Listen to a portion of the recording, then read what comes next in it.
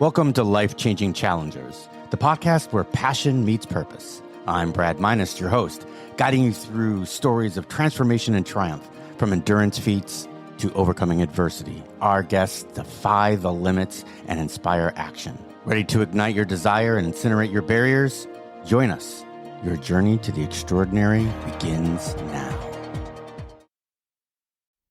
And we're back with another episode of Life-Changing Challengers.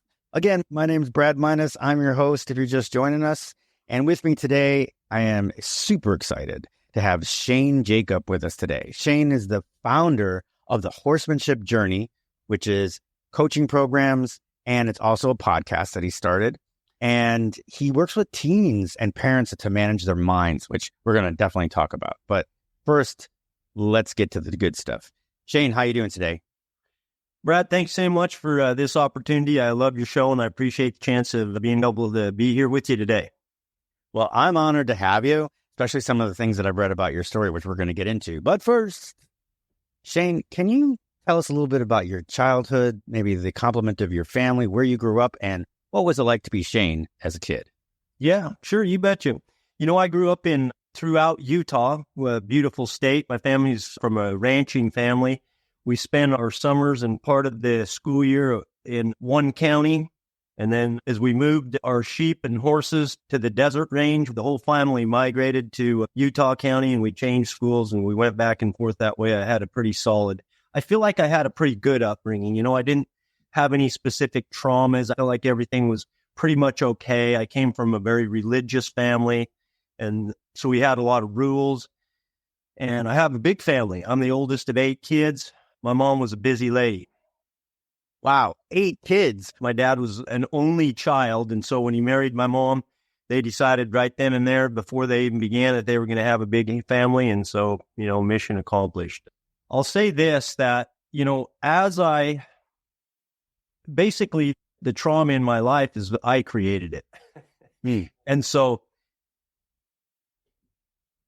as I got to be a young man, and I'll say into my teens and even into my 20s, for whatever reason, and perhaps maybe we all do to some degree, maybe a little bit more as we come into our own, as we're growing up in teenagers, adolescence, and we're making the change to adulthood.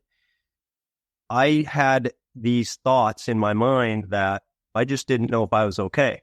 I thought something was wrong with me. I thought I was less than. I thought that I was deficient. I really thought that I was not the same as everybody else. And I can't explain where or why I had a lot of these predominant thoughts. So let's just ask a couple questions just for curiosity's sake. First of all, 8 kids, you're the oldest. How far are you from the youngest? Well, that's a good question. Boy, I'm a long ways away. I have a daughter that is older than my youngest brother. So wow. We have a pretty big span. The first six kids, or 5 or 6 kids, are just about 2 years apart. So that had put us 10 years apart. And the last 2 were kind of stragglers way out on the end there.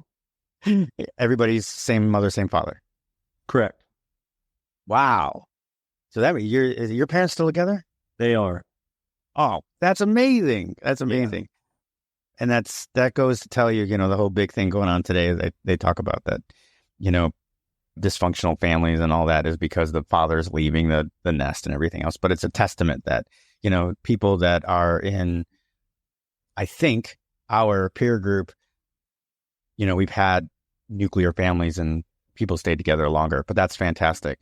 So when you were moving county to county and you were moving let's just call it herd, for lack of a better definition, because I don't know, did you find that there was a settling in period between each county, or did it happen so much you picked up where you left off, or in both sides? You know, I've struggled with that as an adult for a long period of time, but especially when I was a kid, it didn't matter. It seemed like every year with every class and every grade and everything, it just, as I struggled to fit in, you know, and these were just feelings inside of myself. It's not what people, in looking back, I think people received me and did the best that they could, and teachers and even classmates. Felt like I fit in and everything, but it was a struggle for me because super shy, having these thoughts of, inadequacy. Am I okay? Thinking something's wrong with me, thinking I don't fit in, thinking I don't measure up, thinking whatever I'm thinking that's causing me to, withdraw, be quiet, and just really, have a hard time settling in. And we're doing that, every year, a couple times. Yeah. Oh, well, that makes sense. That makes sense because you're constantly having to hit that stress both buttons, or by the time you're kind of maybe settled in, then you switch and now you got to do it again. So, I mean, that definitely could cause some issues as far as I'm concerned. Did you play any sports or anything in high school, or was it just the fact that you're between two counties all the time? That didn't. No, I was able to, I played football. I wasn't the greatest football player, but I played football in high school and I wrestled. I was a pretty good wrestler. Nice. And so, when I fit into groups, I really tried to fit in, and I did fit in, and I felt like I was part of my peer groups, and that kind of helped me. And I felt a little bit bitter of that, but I fit in. But, sometimes I found myself doing things that were not, consistent to what I believed in. Sometimes I'd, tell lies to be able to fit in. And sometimes I'd, just do kind of whatever was happening to be able to fit in. But the big thing that happened to me, Brad, was that when I was 15 or 16, I think I was 15, it was the first time I experienced alcohol. And all these inhibitions that I have, and all this thought that was uncomfortable and fearful, and all this uncomfortable, difficult feelings that I was having, game over, problem solved. I found my answer, my solution right there. And so, I didn't realize it at the time. I just knew that felt better.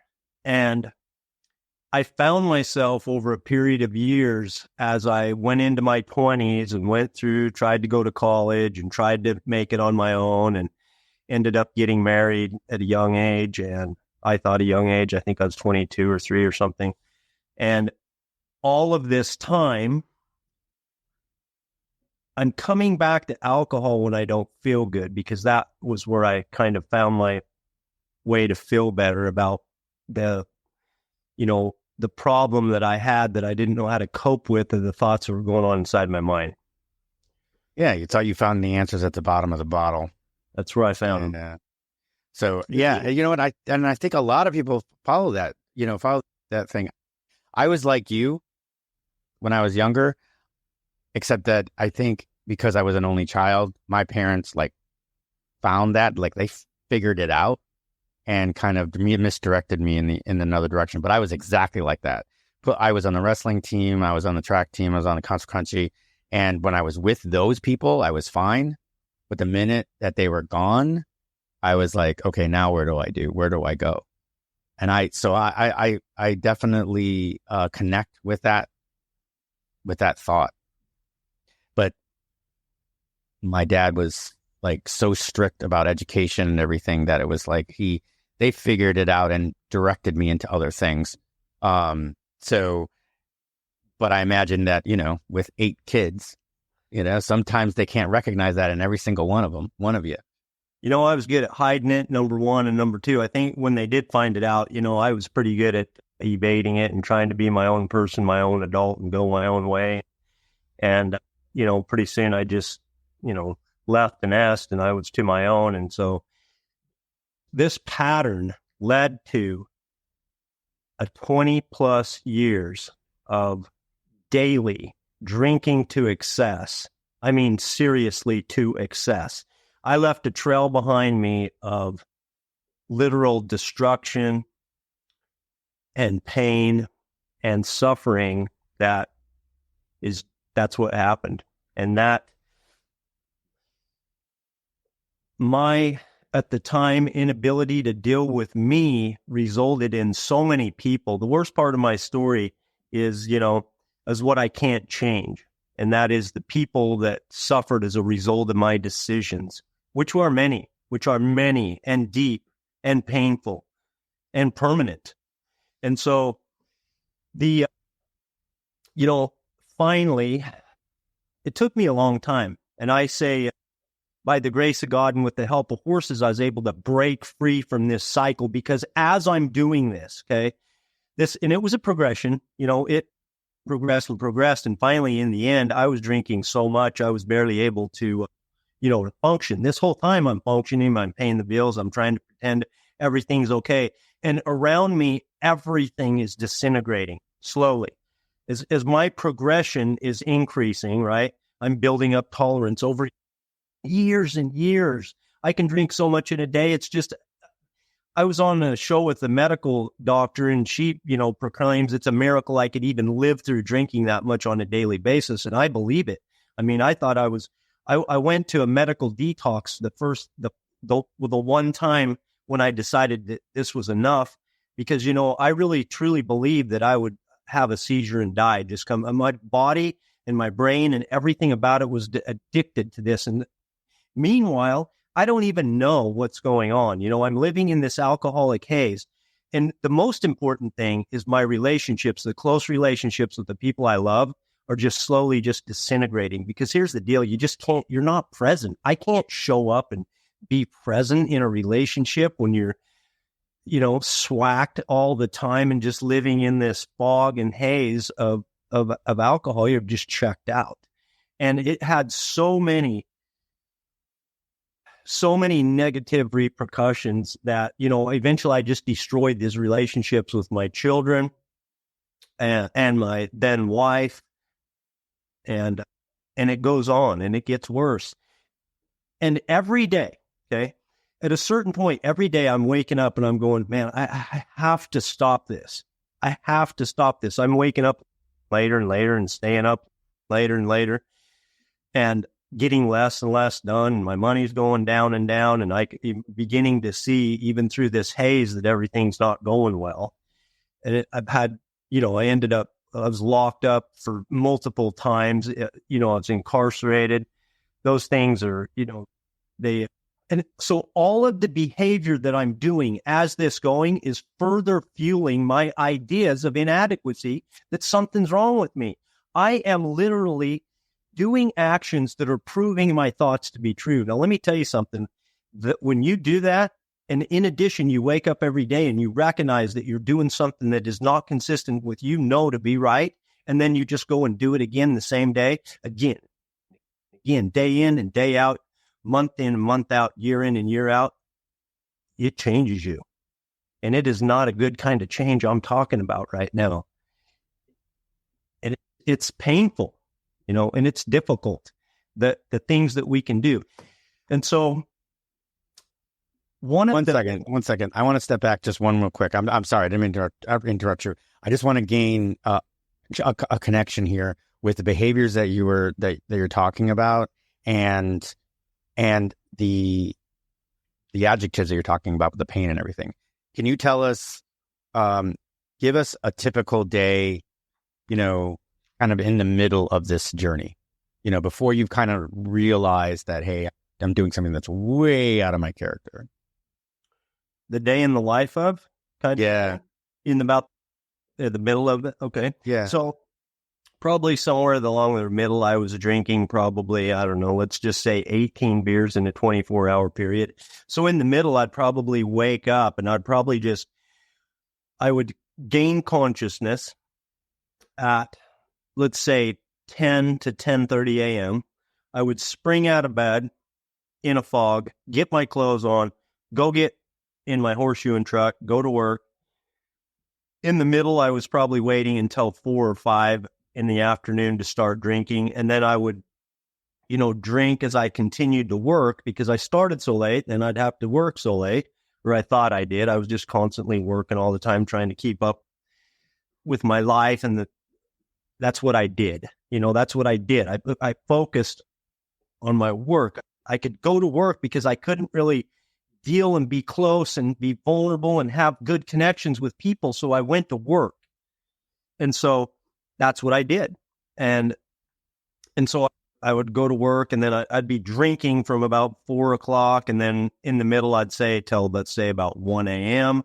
By now, do the math on that, on about 18 or 20 beers, however many that is per hour, not that many, 2 or 3 or 4 an hour, but it's over a long period of hours.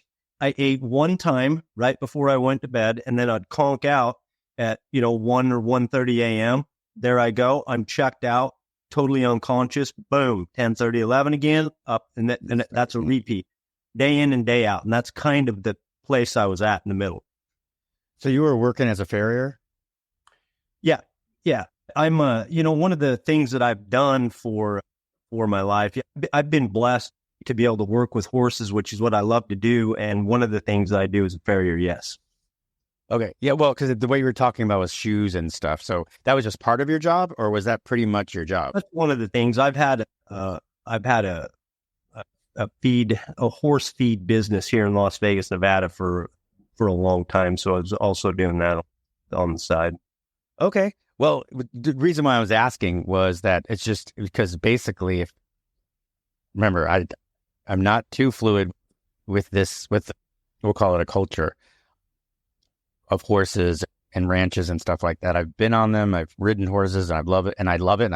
And which is one of the reasons I really wanted to talk to you. But so as a farrier, you're shoeing horses, take the shoes off, get them back, scrape through, put them back on again. So it's just you and the horses. I'm dealing with clients, but yeah. A lot of times being the horses. Yeah. Yeah. So you're on your own there to deal with your own demons a lot. Is that what I'm hearing? That is true. Yeah, that is a lot because, I'm dealing with clients. I'm talking to clients. Sometimes clients are present on site. A lot of time, and most of the time, I preferred it if they weren't. But there is a lot of time that I'm going throughout the day. Yes, I'm on my phone taking care of things that, our feed business. And yes, I'm talking to clients. And so there's interactions, but I'm to myself a lot. Okay. So, all right. So that just gives us a good connection there with what you're doing, the drinking, and then, getting up for work late and that whole bit. That seems to be a typical story. But the fact that it lasted so long with you is quite amazing. So let's go forward. So we've got an idea of what your life was like. We got an idea of the amount of alcohol you were consuming. So what was that? What was that final piece that just said, nope, I'm done. I got to get help and let's go. Was there an incident? Was there a story? Did something happen that just made you turn that corner? There was so many things. There wasn't a smoking gun. In addiction, a lot of time we talk about people hitting their bottom, come crashing down. I feel like I'd hit my bottom kind of every day for a long time. And I was just kind of powering through the bottom, I finally recognized that I was on the verge of a divorce after a 17-year marriage. And so that was a big one because it kind of came to me as a surprise for some reason. I mean, I guess it seems kind of silly saying that right now, but I didn't realize the condition of my marriage was so bad. This whole time, I've limited my ability to earn. I've limited my, you're just like slowed down. You can't progress in life anywhere, right? I mean, I'm getting by and going through the motions and doing the stuff. But I finally recognized I came close to another brush with the law, is one thing that happened in addition to recognizing that my marriage. And finally, I realized that, and I visualized myself just dying, what I considered to be young. I was going to be maybe 50 years old, or I honestly didn't think I'd live past 55 because I thought that level of alcohol consumption on a consistent basis was I was going to kill myself, but by alcohol before I reached the age of 55, and I was just going to die drunk the way that my life was going right there. And when I started to really think that through, in combination with this close brush with the law, which I did not want to have any more of those, and the prospects of this, divorce after being married for 17 years, I started to think about it. I started to think about what was going to happen if I didn't do something. And I started to think about the change. And Brad, I thought about making this change for 8 or 9 months. And I don't mean just in a casual way. I thought about it for some amount of time every day for months. And I plotted and I planned and I thought things through. And, and I didn't know if I could do it. I did not know if I could do it because all I hear in the world at this time, And everywhere I turn is I hear relapse, come back.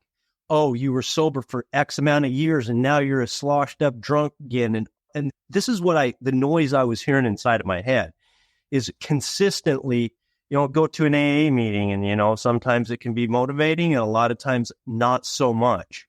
And so I really thought and planned, and I had as much resolve. You know what I had resolved in my mind? I had resolved that I was going to give it what I could and what I was going to give it everything I could muster. That's the only thing I knew. And when it turns out it was enough, I didn't know, but in retrospect, that's the whole thing. You don't have to know. You just have to have faith in yourself that you're going to give it all you got. And that really was the key. That really was the key because finally, I thought about this. I even planned the date. And I'll tell you, it was the second Saturday in January. And my brother and I had been to a clinic, a horseshoe clinic in California. And it was the same as every other day had been for 20 years. I started drinking in the morning and I drank all night, all the way back. We got home at 11:30. I went to bed late. I woke up late, but I had it planned. I got into this old truck I have. I already had made arrangements and I drove myself to a detox because, like I said, I was afraid that coming off alcohol was going to, that I could die from the withdrawals, that I was going to have a seizure and I had the potential that I could die and I didn't want to die. So I drove myself down there and checked myself in. And that was a humbling experience because I'm kind of think, I'm the boss around here. I'm running the company and doing my own thing. And that was a humbling experience for them to, take all my personal stuff and take my phone.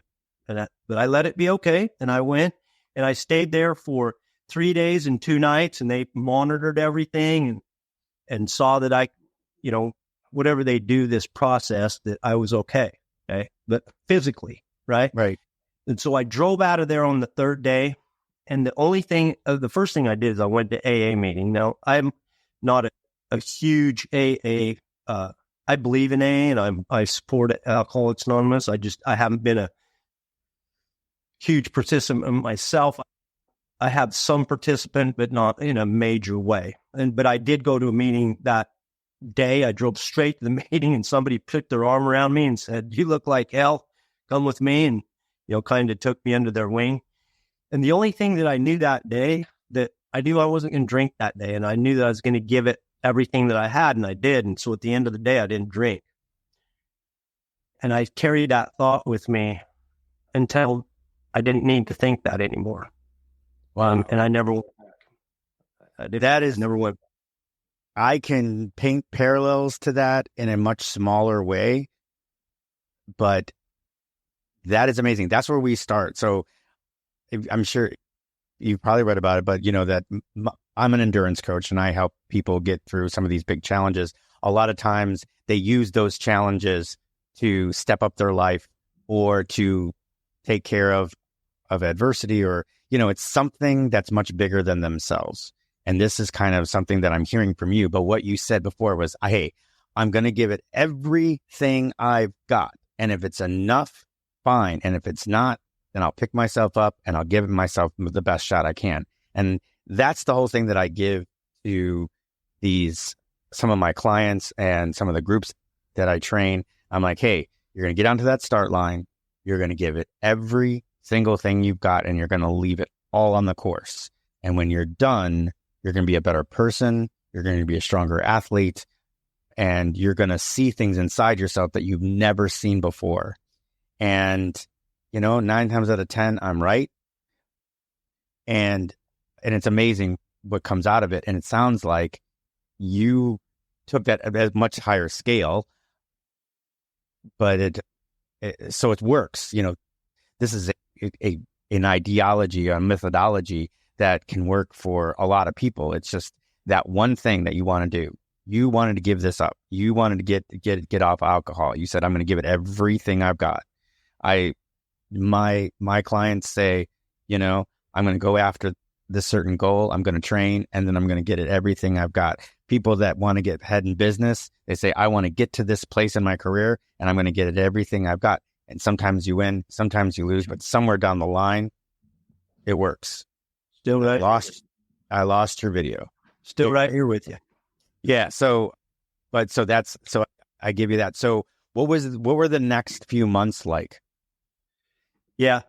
Let me just say this. Let me comment on that, Brad, because whatever your scale is, it just doesn't matter, because what you're talking about is a huge and important concept, just like you described. The thing of it is, it's like, well, if that's what it takes, then why aren't we doing it more? Or why aren't we doing it sooner? And why didn't I do it sooner? And I mean, I think a lot of times what I hear from people and I see in myself when I look back is, we just don't think that we can do it. Or maybe we just, we think that we're going to fail. We think it's going to be too hard. We can see ourselves not getting it done, or it looks too hard, or it looks too painful, or if it looks, it's just too much. And the big thing with me was one of the things that kept me is that I didn't want to fail, and I didn't know I could do it for sure. And I wanted to know that I could get it done for sure. And you can't know that. I mean, there's no way to know it. This idea of faith is a big, important concept. But the thing of it is, all you have to do is to truly to believe in yourself that you'll give what you have at that moment. And if you do, that is enough. Yeah, totally agree. And I think what you're explaining is that you're not going to succeed, or you don't know if you could do it. It's fear. And we all have it. It's the brave ones, right? What is the definition of bravery? Bravery is being courageous despite being afraid. It's courageousness despite fear. And I think that's the component that we miss a lot of times. We keep telling this to our friends and our families and everything. Oh, just get over it. Oh, face your fear. Or what do they say? Don't be afraid. Don't be afraid. You can't do that. Fearfulness is an involuntary response. There's nothing you can do about it. You can be brave. You can psych yourself out to being brave. And that's where I think a lot of people kind of get that misconception, is it's not whether that you can do it or not. It's the fact that you are fearful that you're not going to be able to. And sometimes we have to think, thinking about where you got to go in your life and what happens. So, if you fail the first time, so what? Brush yourself off and try again. And I think that's some things that we're missing in today's environment. And I don't know where it went, because when you and I grew up in that area, now I know you're a little bit older than me, not much, but a little bit older than me. We didn't, it was, if you got hurt, if you got hurt, rub some dirt on it and move on. You know what I mean? Now it's like, oh, where did you get hurt? Oh, let me put a bandage on it. Oh, you could have a paper cut. Oh, sit over here and relax and take a load off. That's too much for you. I mean, it's ridiculous. But I think you remembered it. And I think that's probably what, finally you're just like, I'm just going to get everything I got and I'm going to move forward. So that's what it was like. I just want to say this, that, when we think about courage, it sounds good and we all want to be courageous. When we think about it, it has like a positive tone to it. But, it doesn't feel very good. It's pretty hard, and it keeps us, we want to be courageous and it sounds good, but it's feeling that fear and moving through it that's what holds us back a lot. It's what has held me back for long periods of time. And when I hear people, it's the chatter that's going on in here. And one thing is just not being willing to go through that discomfort. Yeah, it's the suffering that people don't want to go through. I'll be quite honest with you. So I've done 5 Ironman triathlons, and I'm just about to I'm doing my 6th next week. And it's the first time I'm going to do one in 6 years. And 2 of those, I had a goal in mind that I wanted to get to. And when the suffering started, instead of continuing on to that goal, I just resounded myself, you know what? The suffering started, I'm not going to make it. Let me just see if I can finish. And I just resounded myself to, all right, let me just see if I can finish. When I had done 3 before, I knew what to expect. I knew what to go forward. But because of the fear that I'm going to have to do this suffering and I'm going to suffer a lot more because I'm going after a time goal, I'm not going to make it. And I did. And I totally resounded myself to, well, that's not going to work.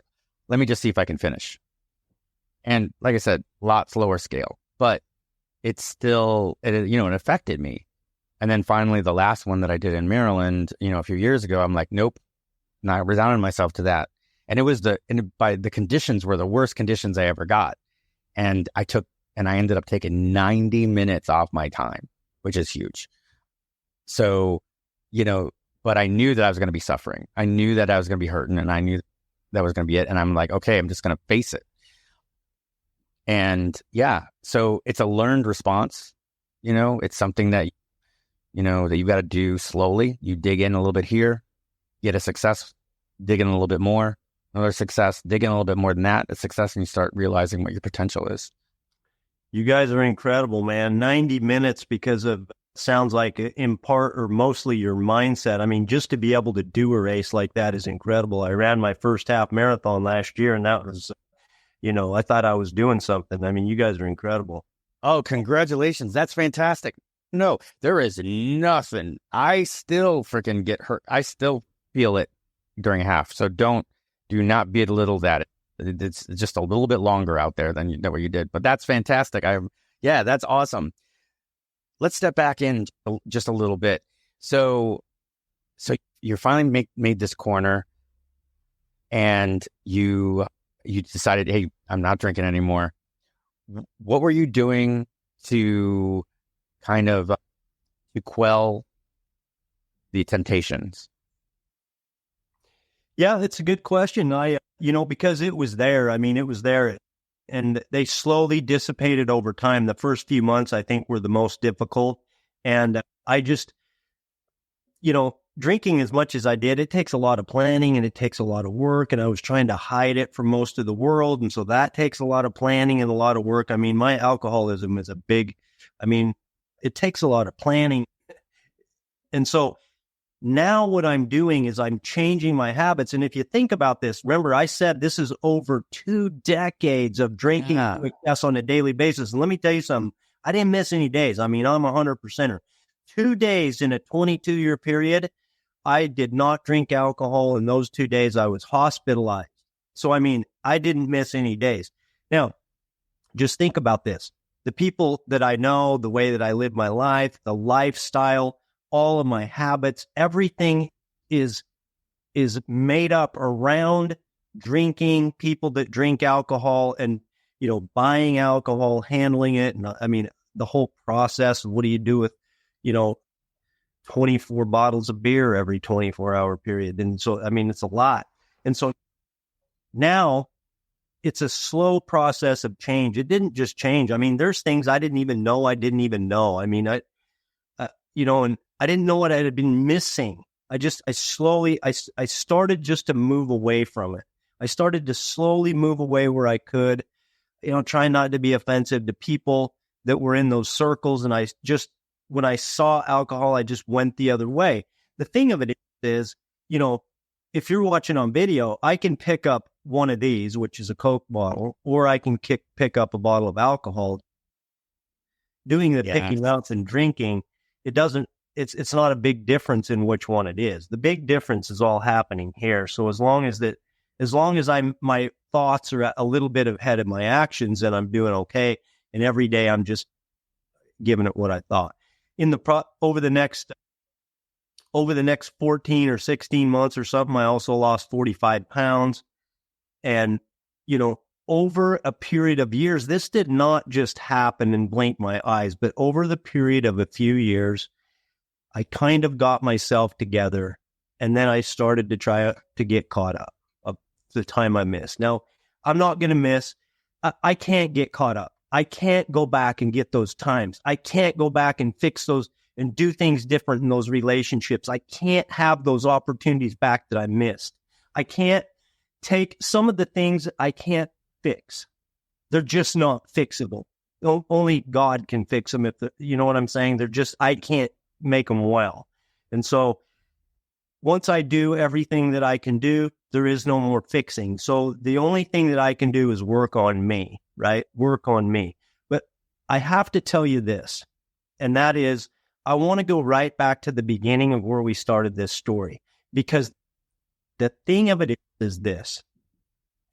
When I talk to teens now, when I talk to adults now, what I hear is, and I have come to believe that the thing that started me down this path that caused so much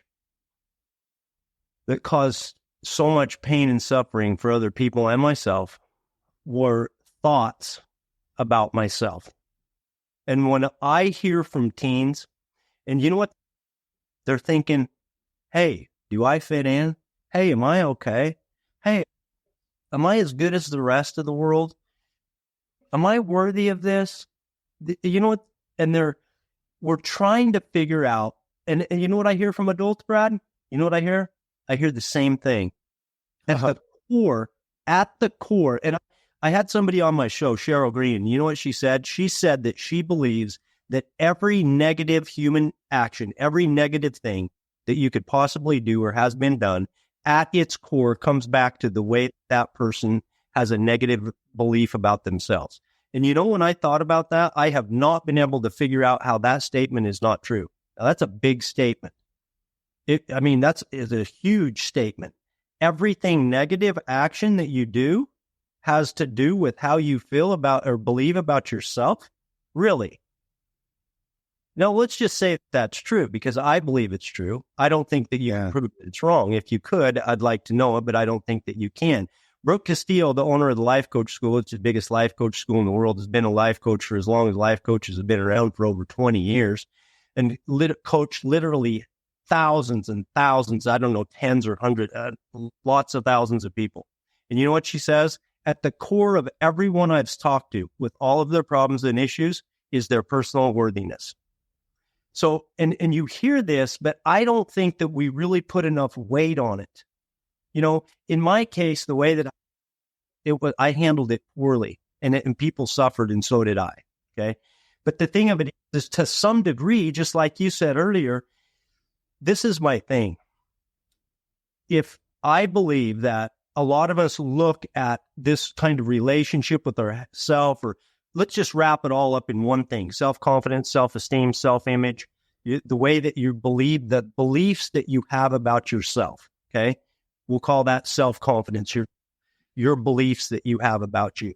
A lot of times we like to think that, you know, that we got that done when we were kids. You know, particularly men, we don't want to show any weakness, man. We got it. I am a confident dude, right? Because you know how they are over there. You can see what they're doing, and that is how unconfident people act. You know, they're constantly trying to get attention to themselves, and that's how they act, not me, right?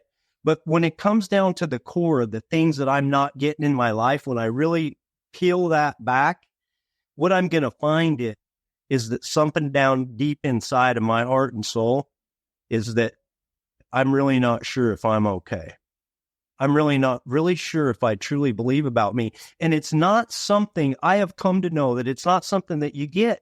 It's not something that you acquire, an attribute that you have in your back pocket. It's a lifelong process. Because here's what happens.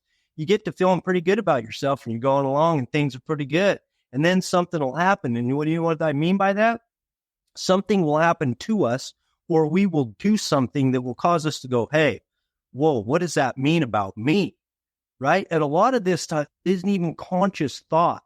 Right? And so then we start feeling bad, and I'm like, and it kind of goes like this. And then we kind of need to intentionally take care of it to get feeling back, to get us to be okay. So my thing in life is, and my message to the world, and I shout it loud and clear, is that your relationship with you is paramount. Your relationship with you isn't something that you get. It's something that is very important. It's probably one of the most important things that you can do. And I recommend to commit to a lifelong pursuit of loving you.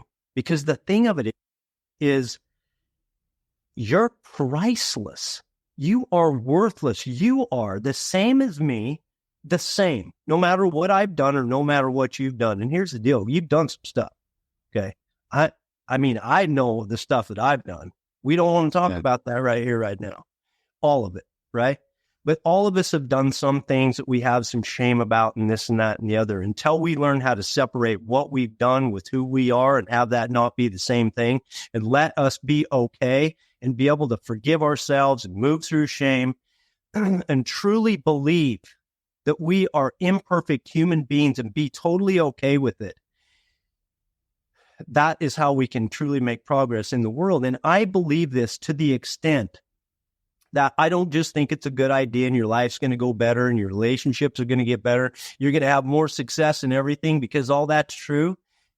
It's all true, but that's not why. I believe it's more than that. I believe it's our responsibility and our duty to commit to this work of loving ourselves, because here's why. Because unless you do, you can only love and give to the people that you care deeply about to the degree that you love and care about yourself. And the same thing goes to be able to make your full contribution and reach your potential in this world. You can only do it to the degree that you believe and love in the human being, in the unique, individual, priceless person you are. Wow. That's powerful, Shane. And I agree 100%, because if you don't have self-worthiness, how are you able to give that to somebody else? You can't. It's transactional, right? Your self-worthiness is the cash, and you can't give cash or anything valuable of yourself if you don't have it yourself to start with. I can't give my spouse, my friends, my brothers and sisters, I can't give them that if I don't have it to give. So the only thing you can give them is surface. You can only give them the surface of yourself. So that is completely profound. And let me just say this one thing about that. I used to not believe that. I used to hear, well, you can only love as much as you can love yourself. And I'd be like, yeah, I don't know what you're talking about. What do you mean? I can love somebody else if I choose to. Love is a verb. I can do what I want. It has nothing to do with me. And I really thought that. I mean, I didn't understand it. But when I fully understood it, and I won't go into a long story about it, but when you fully understand what it means to have positive beliefs about yourself, okay, and to love yourself unconditionally. And you know what? 20 years ago, 10 years ago, I can't even believe that these words would even be coming out of my mouth. You know, I could not look at myself in the mirror and say, I like myself. But you know what? I'm okay with me. And you know what? It doesn't matter if you are or not, because I am, and I'm okay with you. And it doesn't matter what you've done. I'm okay with you. So, but back to what I interrupted you for, it truly is. You must know that you can only give to the edge of what you have inside of you to give. Yeah. And otherwise and you can say it, you can believe it to your core, but the basic is that if you don't have it, if you don't have that valuableness about yourself, you can't give it to anybody else. But you can sure act like it. And that's what it is. The difference between truly believing, truly loving someone and not is if you don't do it yourself, you're just acting. And you've got to be honest with yourself enough to do that. So yeah, we can go on about this. We can go on about this forever, but I would like at least a precursor or something, a nugget of when you finally realized it. Where were you? What were you doing? What was the aspect where you finally realized that, hey, you know what? I have worthiness about myself. After going through 20 years or plus of you knowing that you didn't feel right about yourself, that you didn't have that self-worthiness, what was that turning point? It's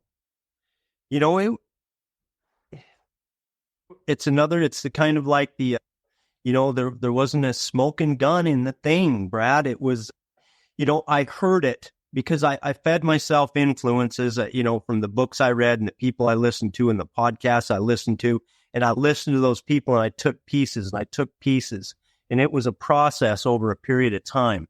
And the same thing can be true. I mean, that if you choose to fully understand this idea about changing the beliefs that you have about you, there's steps that you can do. I mean, there are takeaways. I'll give you a couple right now. Number one is what we call make a promise, keep it. What that means is be careful about the commitments that you make to yourself, because when you tell yourself that you're going to do something, it's important that you follow through with it, because you need to be able to trust yourself. And so when you make commitments, first of all, make commitments and really mean it. Don't fleetingly make commitments that you may or may not keep. When you make a promise to yourself, keep it. Make a promise, keep it. Make a promise, keep it. The more that you keep the promises to yourself, the more that you can trust yourself, the more that you're producing evidence for yourself where you're the kind of person that you can trust.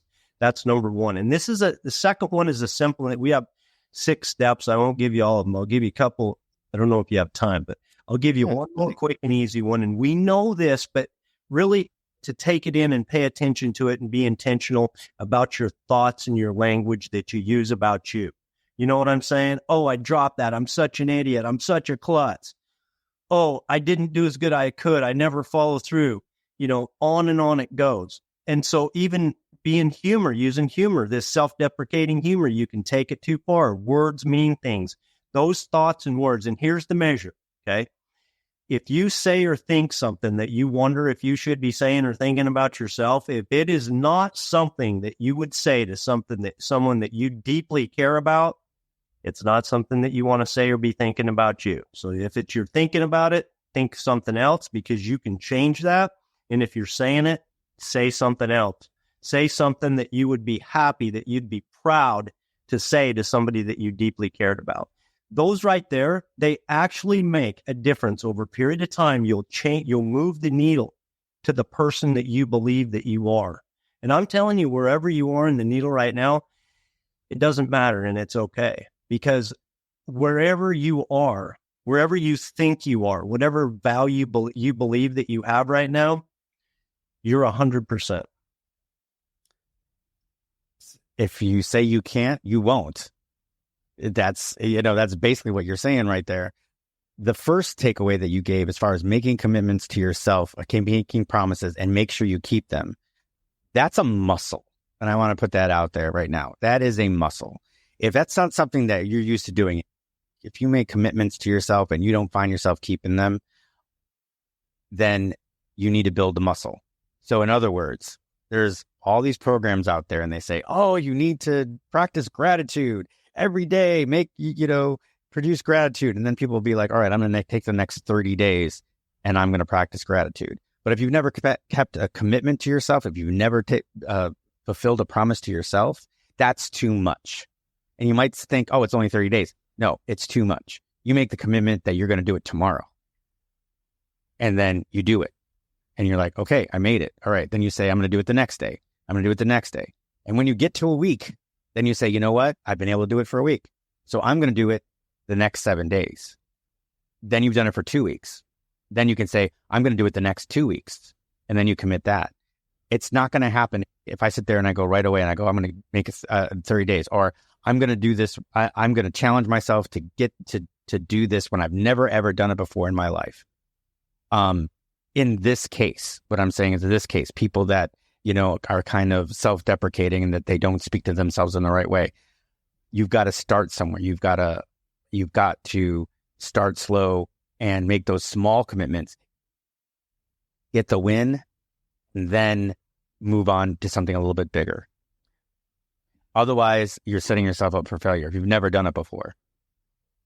I can give you another instance of this is I used to, and I still do it, but it's more one-on-one now, but I used to work at a hospital here, Tampa General Hospital, and I used to do a running program, and it's for people that have never run before in their life. And basically what it was 0 to 5K, you start, and it was a 12-week program. Let me give you, for instance, you know what the first workout was? It was a 5-minute walk, 3-minute run, meaning, and I always told them, I says, if you can't talk when you run, you're running too fast. It was another 5-minute brisk walk, 2-minute run, and another 5-minute brisk walk. That's it. 5 minutes of a run at a conversational pace, very slow. And then what we would do is every workout after, we'd add 1 minute just 1 minute to each one. So you keep that promise. So they learn that, hey, Kate, I can do 5 minutes. I can do 7 minutes. I can do 10 minutes. You know what I mean? It just slowly grew. Same thing here, and that's what I believe. And I just think that you can't wake up tomorrow morning and going, okay, well, I'm going to make this promise to myself that I'm going to practice gratitude for the next 30 days. And you've never done it before. What do you think? I think that a lot of times another word for this is discipline, like self-discipline. And when I say self-discipline, what I think that just sounds like a lot of work. It sounds painful. It sounds hard. I don't know, man. But the thing of it is, look at the other side, okay?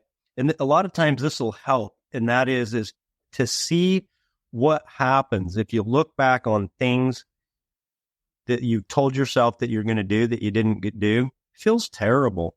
It feels terrible. And then you start wondering, then you start taking meaning from that. Then you can start believing that's the kind of person you are, and you never do what you say, and you never have time, and it just goes on and it goes on. And I think what you said kind of goes to, we were kind of saying the same thing in that when I said, pay attention when you make a commitment, because really make it a commitment. Am I are you all in on this? Don't just do it lighthearted. Don't just do it without a lot. Make a commitment. I am going all in on whatever it is. And so if it's a smaller goal, you'll have probably a higher success of getting it done. But so I agree with you 100%, but go all in and make it intentional and then do it. And every time that you do that, and you're going to not do it all the time. So you have to just know that up front, and it has to be okay. And you have to accept that about yourself, that you're going to do something, you're going to make some commitments that you're not going to get done. Just know that. And that's just going to be okay. Okay. But you don't want that to be your norm. You want to really think things through and plan and be intentional, and then make that commitment, and then go all in and do it. Make that promise, keep it. Make the promise, keep it. Just like you suggested, Brad. I love it. I love it. So tell me about you turning the corner and then starting to be a life coach. And then what brought you into starting to bring teens and parents together? Yeah. Well, it's kind of my story. Nobody has to go as long as I did, and if I can help somebody to know that they're okay, and if those thoughts don't lead you down the path, because a lot of times we're trying to get away from what doesn't feel good. We're trying to solve the difficult because we don't know how to go through it, and we don't know how to make meaning about who we are. And so all the things that are my story are something that I can speak to, and I can understand, and I can relate to kids and people, because I've made plenty of mistakes, and I've practiced my mistakes until they're perfect. And so that's why it all came about. And we combine, horses in this, and it's kind of the magic of horses. We use 4 principles to guide our mind management, and they're principles that we're talking about right here. Faith in God, faith in ourselves is what we're talking about right here. And we show how horses demonstrate these principles. And so we incorporate horses in there, which is kind of the magic to it. And it's kind of fun to see how horses demonstrate the same principles that we're talking about. It's kind of a neat combination people really resonate with. Wow. Yeah. I can see that. I've spent a little bit of time around horses, and I've loved every second of it, but I can definitely see the parallel.